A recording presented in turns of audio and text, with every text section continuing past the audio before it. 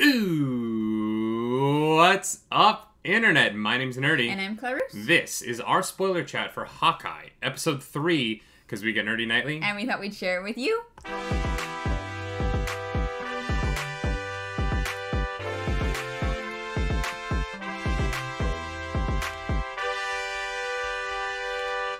That is right. Welcome back to the channel. This time, we are talking about that third episode of the Disney Plus Christmas show. Christmas show? Hawkeye. Christmas show. I think, so I got confused. I definitely thought for some reason we were further along. But I think it's because we're also watching Wheel of Time. So we're on episode 4 of that. So it's like, Yeah. oh, wait. So, because our first initial thoughts, I feel like, when the episode ended, we're like, how are they going to wrap this up in 2 episodes? Yeah. We're like, wait, yeah, what's yeah. going on? And then we're 100%. like, okay, there's 3 episodes left, so that makes a little bit more sense. Yeah, there are 3 episodes left. We're only halfway through the show. Yeah. And so when we thought there were 2 episodes left, we were kind of like, this didn't do as much as we wanted it to. And then when I Yeah. realized there were 3, I was a lot happier with where this episode leaves us. Yeah, I agree.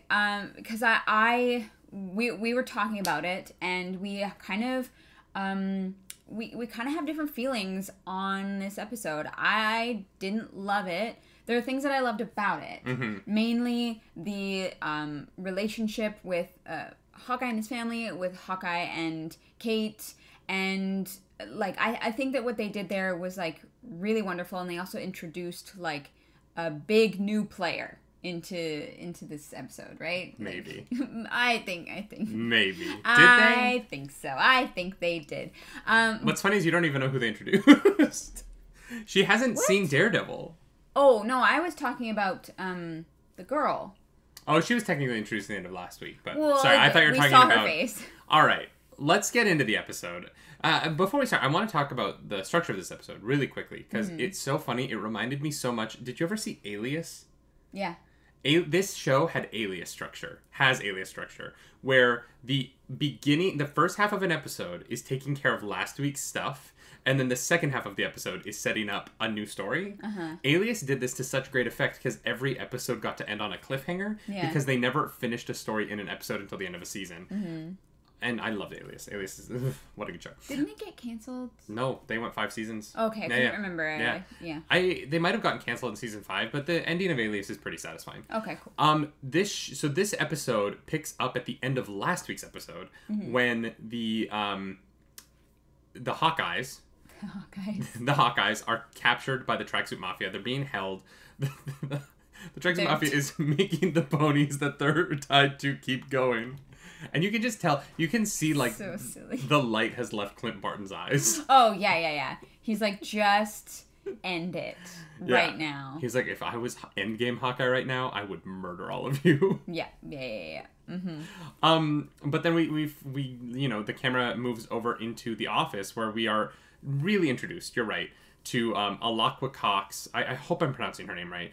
Her character Maya Lopez, known as Echo in the comics, who has also been Ronin at points in the comics, which is actually very interesting. I think was actually Ronin before Hawkeye picked up the Ronin mantle. Interesting. Actually, I don't think that's where it starts. I think it starts in the flashback, right? Yes. It either jumps to flashback right there, or it starts in flashback. I actually can't remember the order of that.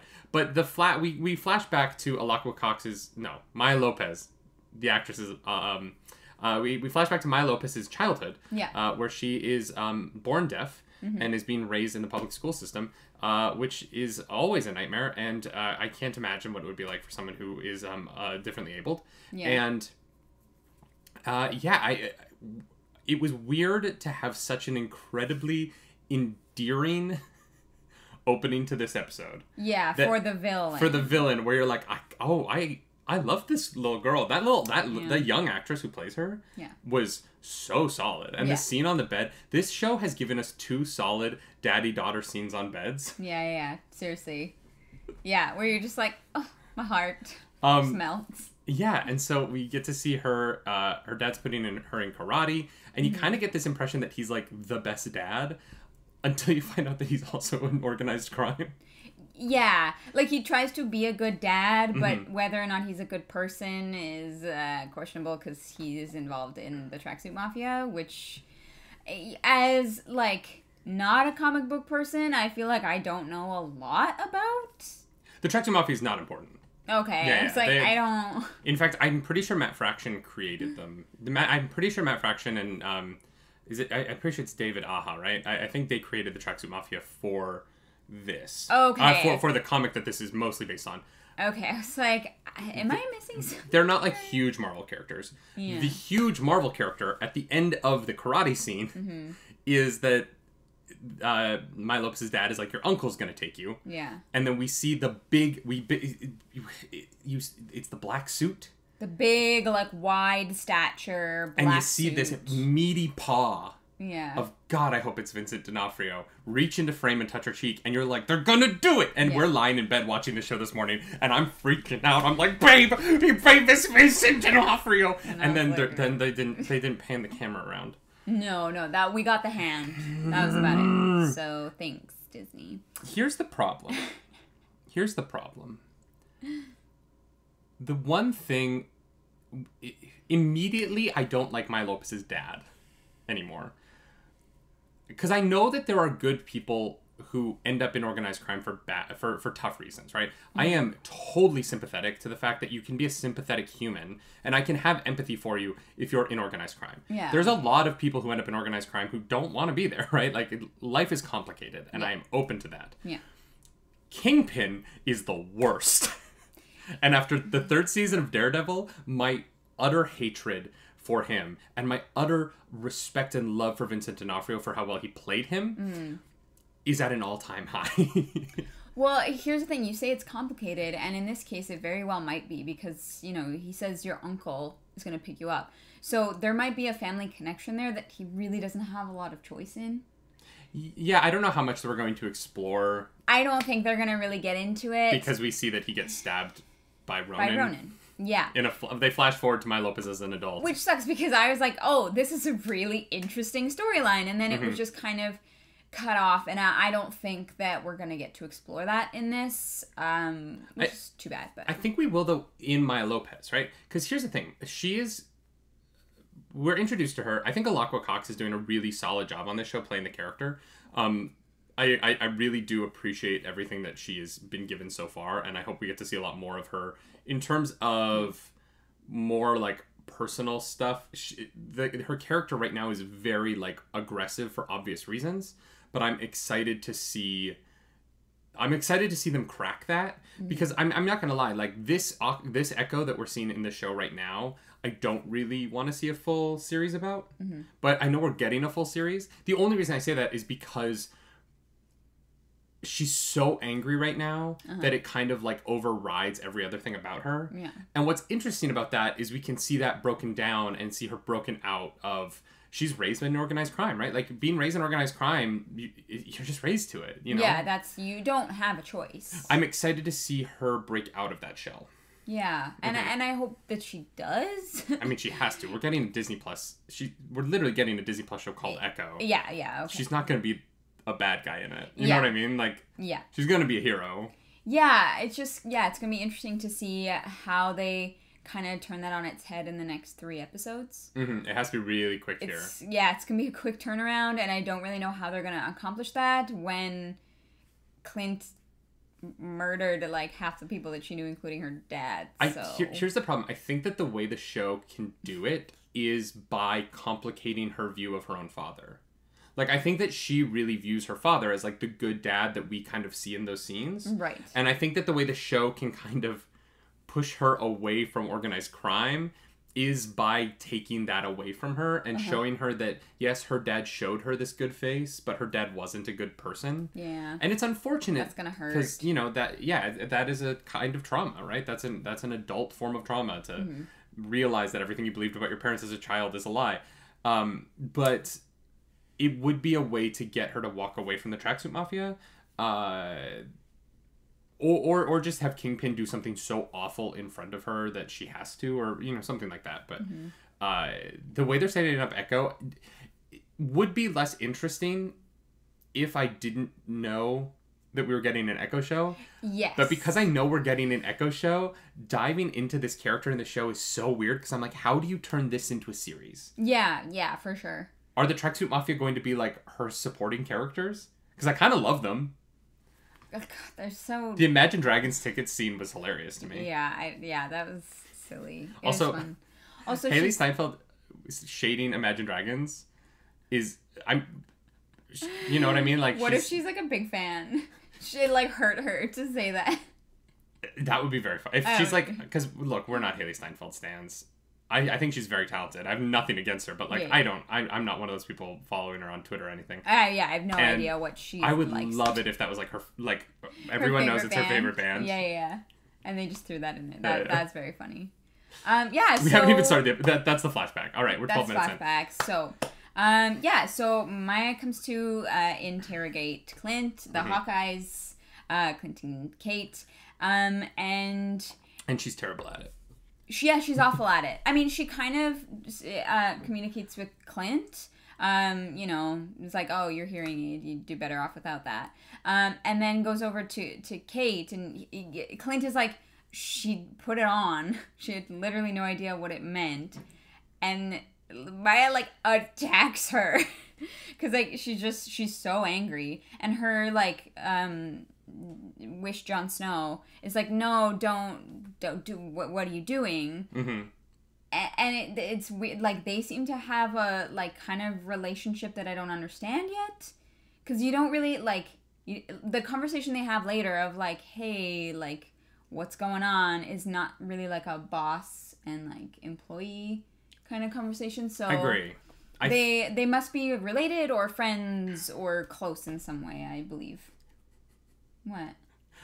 I mean, he could be like Kingpin's son or something. Like, it would be super weird, but yeah, I wonder who that character is. Yeah, he seems like he's got to be somebody. I think I want to be careful about how I say this, because I don't want to come across as anything that I don't want to come across as, right? But I was a little let down in that scene, I think, in terms of them setting up Maya Lopez because I think in the flashback they set up this idea that her father is like, you have to learn how to live in two worlds, being deaf and in a world where most people aren't. And I was kind of surprised that in that interrogation she seemed unsure of how to communicate. Yeah. In a situation where she was supposed to be in power, and she had a translator there, and it didn't seem like she was using that as effectively. She was the person in power in that scene. Yeah. And at no point did it seem like she was in control of that interrogation. Yeah. And I think that is supposed to be I think that is the show commenting on the fact that she's just so angry. Yeah. That she doesn't really care. But it took away her strength. But she has to know that girl isn't Hawkeye. Yeah, like, she's not old enough. She's not old enough. And she's also. You mean Ronan, not Hawkeye? Or sorry, she has to know that Kate Bishop isn't Ronan. Ronan, yeah. She's not going to assume that Hawkeye's Ronan. So she really she needs this information. Smart character, yeah. Yeah, and so that angry outburst and kind of the way that she was communicating through her translator, I was just like, this isn't a character meeting their own needs. This is just, I don't know. I thought the scene was a little clunky until the fight sequence started, and then it was incredible. But the interrogation scene, once Maya Lopez entered it, was just a little bit like... It was like it wasn't thought out at all. And, if her dad had been murdered last week, maybe, I think... I mean, it wasn't that long ago. It was like last year. But that's what I mean. She's had a year to like follow the leads, like to figure out what's going on here and think of the best ways to get what she wants. And she wants the truth, and it's like she put zero thought into it.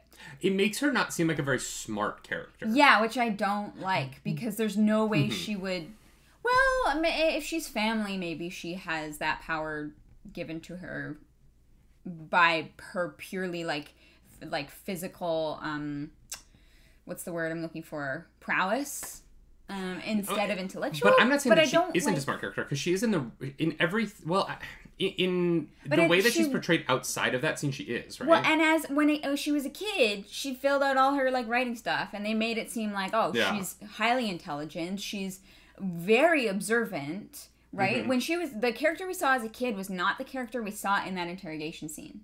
right? Yeah, yeah, yeah. The kid was incredibly intelligent and highly observant, and she was kind of neither of those things, and it was just odd. Yeah, and I think that I find storylines about characters who are so angry that they overlook their own personality traits Yeah. sometimes to be a little bit like a lot of this show, like inconsistent. Yeah. And I think that I think the portrayal of the character throughout the episode is inconsistent.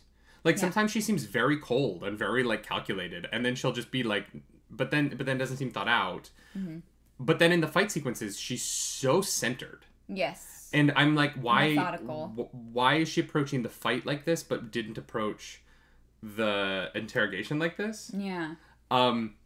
And yeah, it was just it was interesting. It was interesting to see this character who had all the power give it away immediately when she walked into the scene, and walk away from her interaction with the Hawkeyes with significantly less information than she had walking in. Yeah.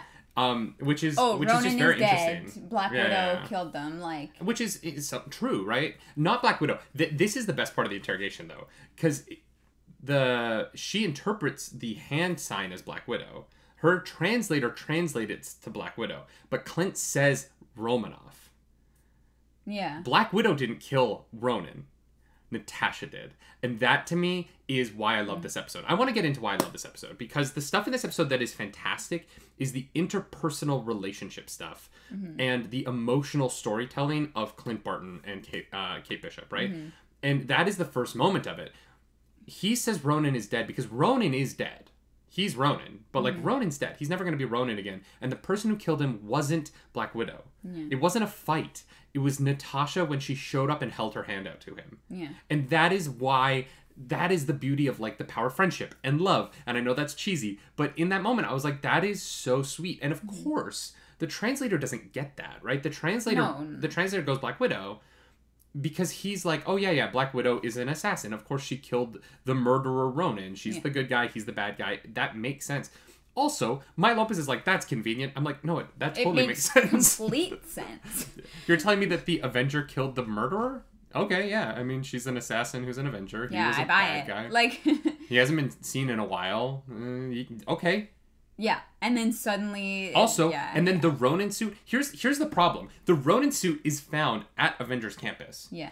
You're telling me that the storyline is an Avenger killed Ronin and then took the suit as like a trophy like Batman does? That just makes sense to me. Yeah. I'm like, okay, I wish I could have killed him, but like it makes sense that Natasha did, and then he disappeared. And he also disappeared before Black Widow died. Yeah. Like, Hawkeye's story is just like, yeah, okay, yeah, I buy it. Yeah, it makes complete sense. And which is why it makes it seem Maya not look like a smart character. Because she doesn't take even a second. She's like, oh, it's convenient. Oh, yeah, I don't know. Like, maybe she's not just using... taking it out. Maybe, like, she buys it too, but she's taking it out on Kate Bishop? I don't know. I don't really know what, like, I don't know what the goal of any of this is. But you were going to talk about the things you liked. I do. After they leave and they go on an incredible chase scene. Yeah. That I thought was really well shot. All the different arrows. This is very fun. Kate Bishop gets to play with the arrows. I do love her confusion at like the... Oh, first, Clint's hearing aid gets smashed. Yeah. I feel like that's important because they can't communicate, like Clint can't hear anything that Kate is saying during this whole sequence, and it does bring a like light humor to this like kind of violent thing. I think that what's fun about that is the like implication that Clint has never been hearing what she's saying until the end of this episode. Yeah. Whether his hearing aid was on or not, he's never really been listening until the moment in the diner, which we'll get to. But Clint and Echo fight. He gets kicked by her metal leg. Because she's an amputee, and that surprises him, but he like takes note of it because Hawkeye is like an elephant, never forgets. You didn't like that one. No, but it's gonna be important later. He's gonna remember the leg. Yeah, 100%. You know what I mean? He's a pro. Echo's gonna be a hero, but she's a young buck right now. Same with Kate Bishop. But that Clint Barton, he's an old pro. Yeah. He's gonna be ready for that leg next time. Yeah. But they escape into a car sequence that is really fantastic. It's why it's in all the trailers. It's really funny. Kate Bishop with the arrows is great. Her coming to understand what the arrows are good for without Clint necessarily having to tell her was really fun. Yeah.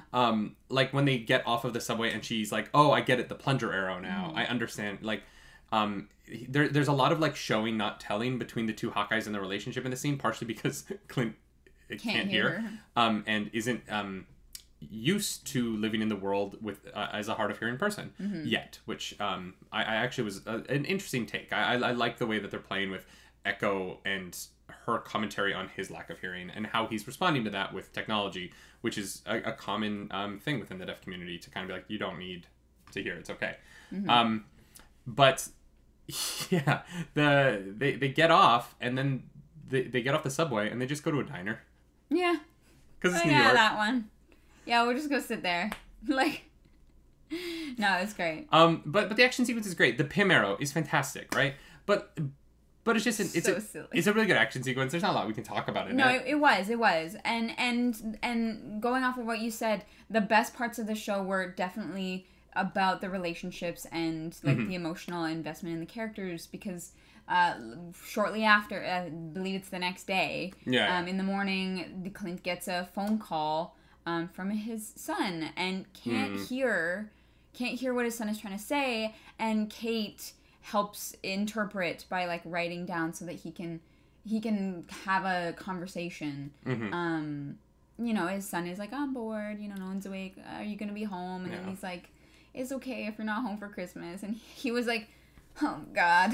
Like, he was like you could just, he's such a good actor. It was like, you could see the pain. Like, I was like, oh God. The character stuff, and here's where casting Haley Steinfeld is really to the benefit of the show, right?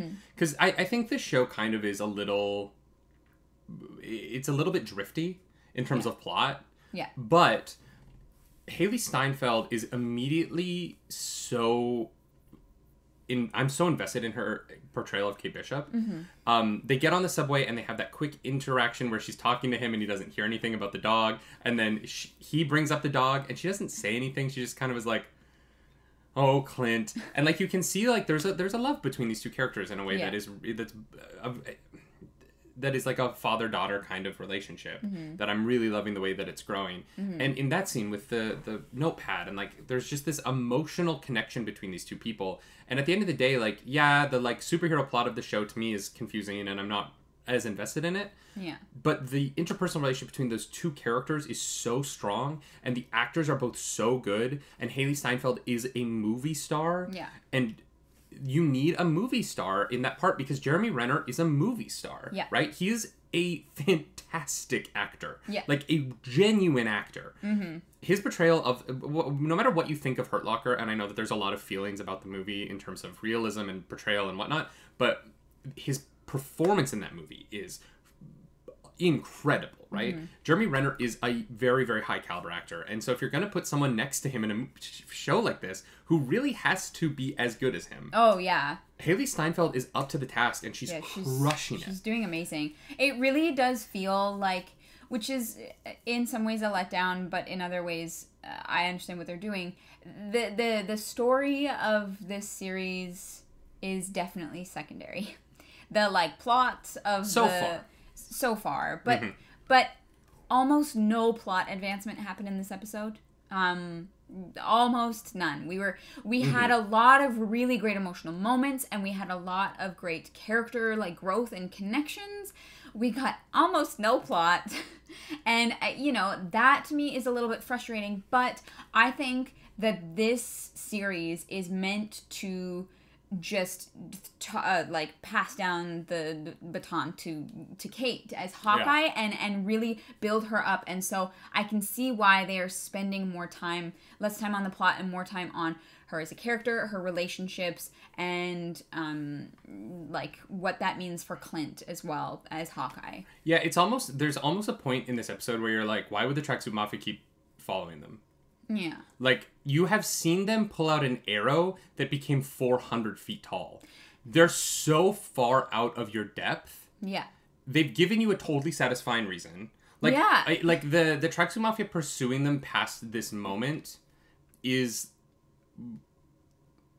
like a suicide mission in a way that I don't really understand why. Unless her stepdad is tied in somehow, which is the end of the episode. Which is the end of the episode. So they go to. So this was also very silly. They're like, yeah, we're gonna go to my mom's apartment and like use her. Use the like technology, even though we saw in previous episode Kate was able to access everything on her phone. No, but she did say in the episode that we have to be on the home server to get past the firewall for the files. That's the line that they used. But she can track. Yeah, but that's like that's not the company files though, right? She wanted to get in the company files. It's like how if I want to like go into my mom's work computer, I will have to be on her work computer to get through the VPN to like. These distinctions. I bought that. I don't know the distinctions between like what they can do and what is possible and like. It's like it's like having the app version of something and then having the Windows version of something. You need to be on an actual computer to access the Windows version. Sure.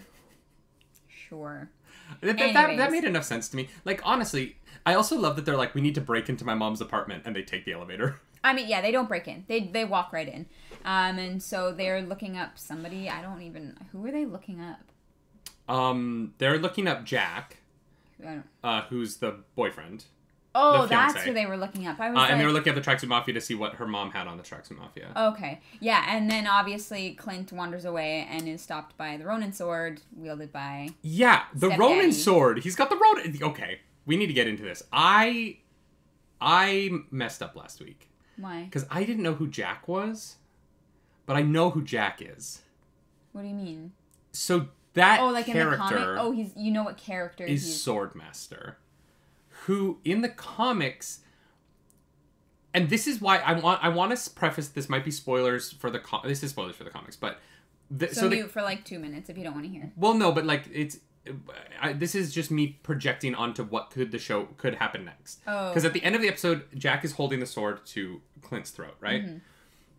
In the comics, Swordmaster trains Hawkeye, Clint Barton Hawkeye. Oh, okay. So they're gonna know each other, you think?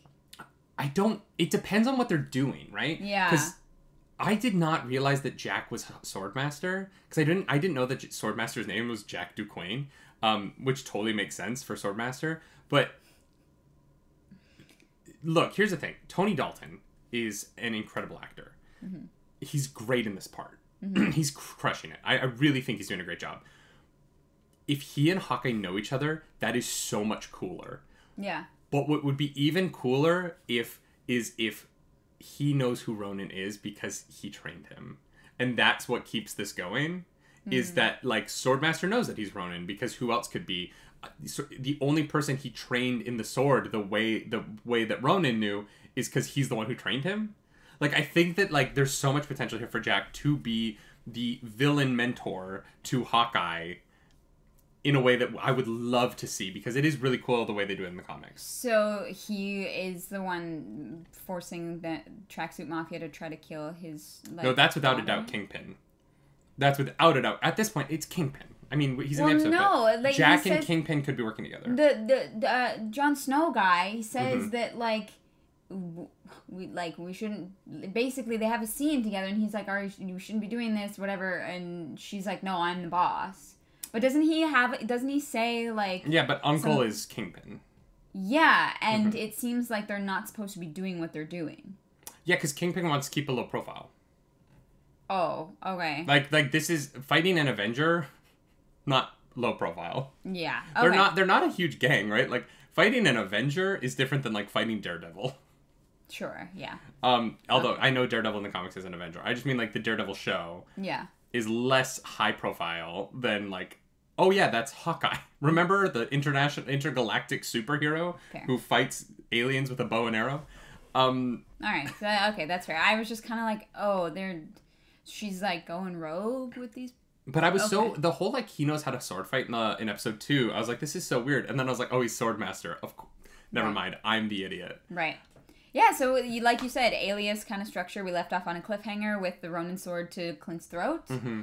And hopefully we get a little bit more story advancement next week. I think that we will. I was thinking back to like past Marvel episodes, these past shows, and if you really think about it, like 3 episodes into WandaVision, we had barely any information, right? Like the first 2 episodes of WandaVision kind of had a similar thing to this, where it was a lot of character introduction and like character relationship building. Yeah, but the nice thing about WandaVision was that it felt like a mystery that you needed to solve, and they kept dropping clues. Right? It was there's no mystery here. Yeah, that's true. We're not given little like Easter eggs to try and figure out what's happening here. We're being taken on a story, and one that is character focused, and like that's fine. Mm-hmm. I think with WandaVision, it was like intentionally sparse in terms of like solid like plot beats, I guess. Like they were like, ooh, here's this thing, hypothesize as you will, and then we'll take you on the rest of the journey. Okay, but on the flip side of that, I think there's a lot of people who did not like the ending of WandaVision because it didn't live up to what they had built up in their heads. Do you think that Hawkeye has a better chance to stick the landing because there isn't as much like it's Mephisto about it? Like even going into this episode, everyone's like, when is Kingpin gonna show up? Oh, he's there. Like there's less for people to kind of theorize about. And so do you think that Hawkeye is in a position to not have that same problem of expectation? Potentially. Although for me, like this is my least favorite Marvel show so far in terms of like I just think that some of the details are pretty sloppy. And, and I like I said, I see what they're doing. They're focusing on character and everything else is kind of secondary. And, like, that's cool. Mm-hmm. But I'm just not as invested in it the way I was in, like, WandaVision. I loved WandaVision. Yeah, I'm not invested in this the way that I was in WandaVision either. And, for a number of reasons. I partially just because it's less creative. And that's why it's a little bit more straightforward. I wonder if Hawkeye will be less polarizing and more like everyone will be like, yeah, it was good. Middle of the road. Yeah, I feel like that's kind of where it's going to be. Unless the finale's, magnificent, right? Yeah. I do think I loved this episode just because I did love the acting and, like, the dialogue. I thought, other than the interrogation scene, which I've said what I said about it, but the dialogue, particularly between the two Hawkeyes, particularly the diner scene, which we didn't really touch on, but him admitting that she's a fantastic archer and what that means to her, and then her drawing the suit, the comics accurate suit, his original Hawkeye suit, which is so silly. Oh, that's what it is. And, oh god. Yeah, with the H on his forehead and the big like wing eyes. Like, what is that? And then him being like, "No, my wife will leave me." It was very funny, and just there was so much I loved about this episode, and the way that they care about each other. I really do. I love it, and I'm enjoying this show because of that. Mm-hmm. And all the other stuff is just a vehicle to get me to these scenes that I'm really invested in. So I'm not mad at it. You know what I mean? I think the plot is very simple, and I don't really understand where they go from here. Yeah, I don't think it's gonna wow anybody. But at the same time, like, I'm glad that next week I get to hang out with Clinton and Kate, and I think that's all a show like this, especially the way they market it as this like fun Christmas show, which there's a lot of stabbing in the beginning of this episode of this Christmas show. Yeah. It definitely didn't feel like a Christmas show during that flashback scene. I am less worried about Moon Knight now. Yeah. Because I was always like, is Moon Knight going to be allowed to be brutal? Mm-hmm. Like, if they bring Daredevil in the MCU, will they allow him to be brutal? Because the MCU movies have been pretty clean. Nope. Ronan is allowed to stab people, and we squirt blood at windows now. So, yeah. Daredevil's going to be A-okay. Bring Punisher in. Why not? It was a very, like, kind of dark start to a Christmas episode. It was. Yeah. This is a dark way to start 8 a.m. But having said that, I am very much enjoying the show, and I don't know, I like Hawkeye this version of the MCU Hawkeye as this man who is so grumpy and so over it is just I just love him, and I think Jeremy Renner I think his performance in these episodes as I think is somewhat a farewell to the character. It feels like he is done. Yeah. Not the actor. I don't think Jeremy Renner's phoning it in or anything. I just feel like no. But it is a baton passing, like torch, whatever. It feels like he wants to go be with his family. Yeah, and exactly. His kids are growing up, and he wants to be there for it. Like I love that, and I think that I'm excited to see how it ends now because I'm really hoping it ends with Kate at the Barton Christmas table. Mm-hmm. Because these two people just love each other already. You know, you can see it. Yeah. And I love that. Yeah. And so I don't know. I know that this isn't like I'm not blown away. Mm-hmm. But like I kind of love this show. Yeah, okay. You know what I mean? Like, this interpersonal relationship is more than enough to keep me coming back every week. Yeah. Yeah, and I think that like they're doing a great job at that. Mm-hmm. Yeah. Also, Hawkeye be Swordsmaster. Let's go. That'll be fun. And then Hawkeye be Kingpin. Let's go. And then we'll get another big fight with Echo. And hopefully they develop her into a character I want to see a series about. Yeah. Yeah, fingers crossed. Mm-hmm. I'm looking forward to next week, but it's definitely, it's not my favorite. I'm enjoying the show. Yeah. And what they're doing well, they're like really, really doing well. And I have so much appreciation for that. But yeah, I don't think the show's going to blow anyone away. It hasn't really blown me away. I can't see a way that it's going to like far surpass my expectations. But it's not bad. And I don't think it will be bad. I just think it'll honestly be less memorable. I think that we don't know that yet. Because, and I will say this, everything we saw in all of the trailers has already happened. Yeah. We have no footage in any trailer that I saw or TV spot that I saw, and we watched a lot of them. Mm-hmm. There is no footage that we haven't already seen. So the next 3 episodes are complete unknowns in terms of action set pieces, in terms of characters. We know that Black Widow's going to show up. Mm-hmm. The new one, Yelena Belova. I mean, I wouldn't be shocked if we got some sort of like flashback with Scarlett Johansson. Like there's that we know we're going to get Kingpin, right? The next 3 episodes could be more memorable than you think. Yeah. If the introduction of Kingpin into the Marvel Cinematic Universe is as explosive as his introduction into Daredevil, where he was smashing that guy's head off with a door of a car, I'm just saying there is potential here for Vincent D'Onofrio to come in and give you the memorability that I think that you're missing right now. Okay, and I hope I am wrong.